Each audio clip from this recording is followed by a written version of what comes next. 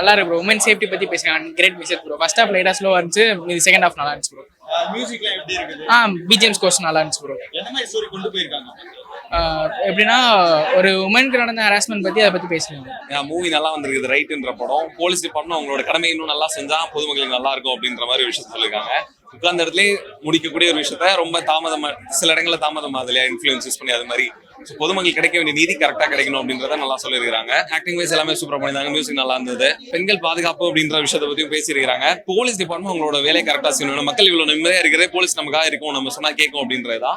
அதை வந்து அலட்சியப்படுத்தாம இன்ஃபுளுன்ஸ் மூலியமா இன்ஃபுளுன்ஸ் வச்சுட்டு தவறான நீதி வழங்காம கரெக்டான குற்றவாதிகளை கரெக்டான டயத்துல தண்டிச்சா எல்லாமே சரியா நடக்கும் அப்படின்றத சொல்லியிருக்காங்க. இந்த படம் வந்து ரொம்ப சூப்பரா அருமையா வந்திருக்கு.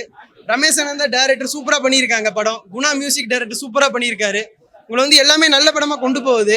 ஆக்சுவலா வந்து இந்த ஜென்சிஸோட அம்மா அப்பாலாம் வந்து பார்க்கலாம், அந்த ஃப்ரீடம் எப்படி பறிக்க போகுதுன்னு காட்டியிருக்காங்க. ரொம்ப சூப்பரா இருக்கு படம், கண்டிப்பா பார்க்கலாம்.